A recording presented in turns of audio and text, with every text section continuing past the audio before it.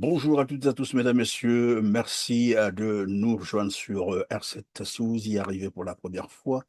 Je suis Christian Perrin, je vous invite donc à procéder au premier geste d'encouragement, de cliquer sur le petit pouce en l'air juste en bas de la vidéo pour nous aider à améliorer notre référencement. Partagez cette émission si elle vous intéresse et à la fin, dites-nous évidemment vos opinions, ce que vous pensez de cette crise au Moyen-Orient. Alors, la question qu'on se pose désormais, Trump était-il conscient des réalités de la guerre facile promise par Netanyahou contre l'Iran? En tout cas, plusieurs médias américains occidentaux commencent à se poser cette question.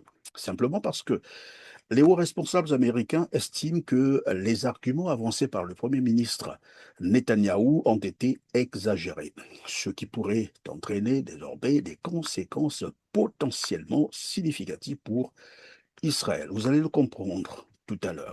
Vous avez probablement senti la colère de Donald Trump qui commence à se rendre compte que la facilité de la guerre que lui avait vendue Netanyahou n'était qu'une chimère pour le rallier à sa cause, pour ses intérêts personnels, les intérêts de Netanyahou. Vous le savez très bien qu'il nourrit des intérêts expansionnistes. Et là, Donald Trump a poussé un cri de colère. Libérez-moi ce putain de détroit d'Ormuz, fils de...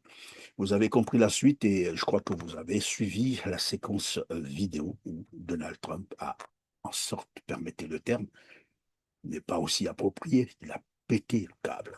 Revenons donc à la ruse du Premier ministre israélien Benjamin Netanyahou. Lorsque ce dernier s'était rendu au club Mar-a-Lago de Donald Trump le 29 décembre dernier, le Premier ministre israélien n'y était pas allé les mains vides. Ça, vous le savez.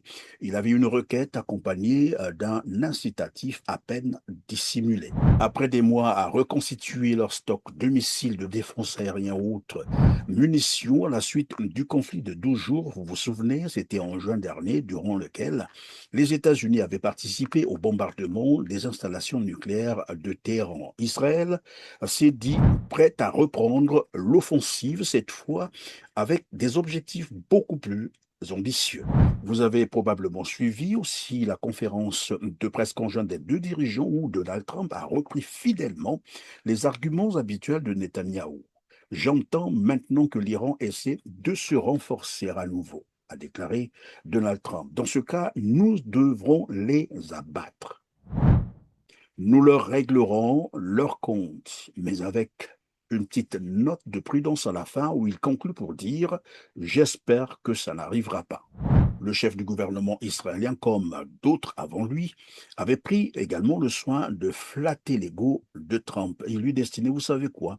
La remise de la plus haute distinction de son pays, le prix d'Israël, rarement attribué aux non-israéliens, en reconnaissance bien sûr de ses contributions extraordinaires à Israël et au peuple juif. Trump, could you tell him what I think you're going to tell him? What? Go ahead. Yes, dear President Donald Trump, it's my great and distinct honor to inform you that the Israeli Prize Committee, following Prime Minister Benjamin Netanyahu's recommendation, has reached a historic decision to award you the Israel Prize in the category Special Contribution to the Jewish People. This marks the first time since the establishment of the State of Israel that the Israel Prize is awarded to a non-Israeli citizen. Well, Mr. Minister, thank you very much. It's a great honor.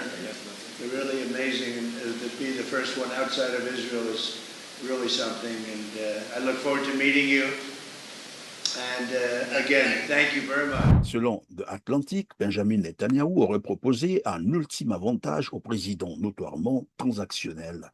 Vaincre l'Iran permettrait à Israël, évidemment, de réduire drastiquement sa dépendance à l'aide militaire des États-Unis.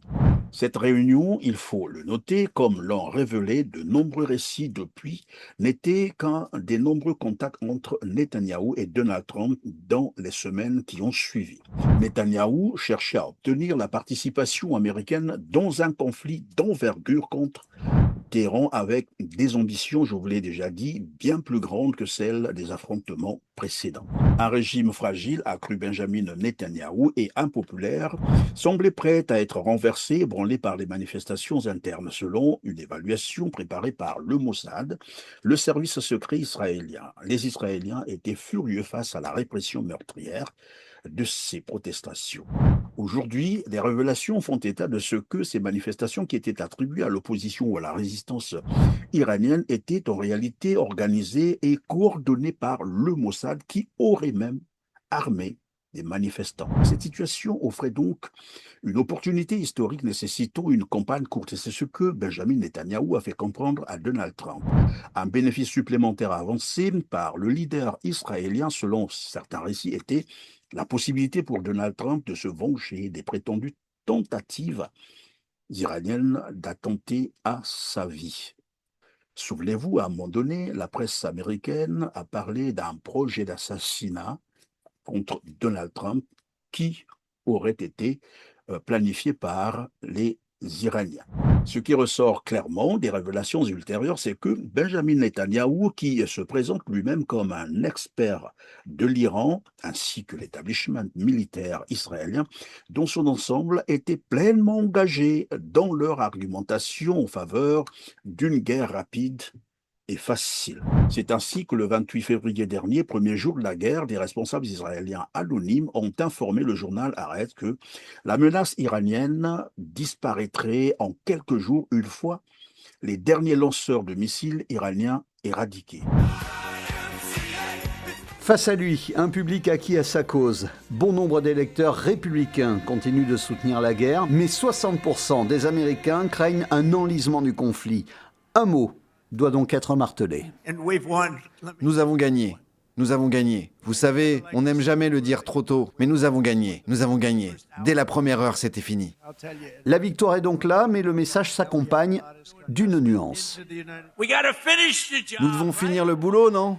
Après l'opération Midnight Hammer, nous sommes partis pensant que les Iraniens mettraient fin à leurs agissements. Mais ils ont recommencé. C'est pourquoi nous devons en finir. Un autre article du même journal indiquait que les planificateurs militaires israéliens avaient accumulé des intercepteurs de missiles partant du principe que la guerre durerait au maximum 3 semaines. Ça vous dit? Souvenez-vous de l'ultimatum de 3 semaines donné par Donald Trump à l'Iran pour ouvrir le détroit d'Ormuz, ultimatum qui s'est expiré le lundi 5 avril 2026. Mais la réalité de la guerre sur le terrain s'avère désormais beaucoup plus complexe pour Donald Trump qui ne l'avait cru au départ, d'où sa crise de colère.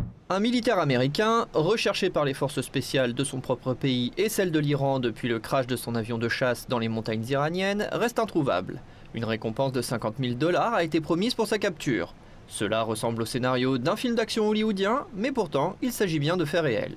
Le 3 avril, la défense aérienne du CGRI a abattu un chasseur américain F-15E au-dessus du territoire iranien. L'avion transportait 2 pilotes. L'un d'eux, selon Axios, a été secouru par les forces spéciales américaines, tandis que les recherches pour retrouver le deuxième pilote se poursuivent encore aujourd'hui. Ces recherches sont devenues une sorte de course contre la montre pour les États-Unis et l'Iran. La presse iranienne a annoncé que des hommes d'affaires de la province au-dessus de laquelle l'avion a été abattu ont promis une récompense de 100 milliards de rials, environ 50 000 $, à quiconque retrouverait le pilote.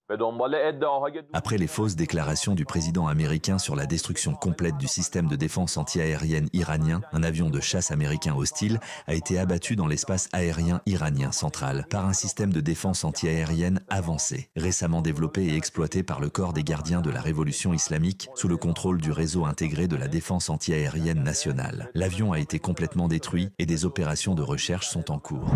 La question qui se pose désormais, c'est que maintenant que Donald Trump se rend de plus en plus compte que Benjamin Netanyahou l'a dupé, que va-t-il se passer après? Quelle sera la suite? Merci, mesdames, messieurs, de nous avoir suivis. Cliquez sur le petit pouce en l'air juste en bas de la vidéo. Partagez cette réflexion, s'il vous plaît. Aidez-nous à atteindre un plus grand nombre de téléspectateurs.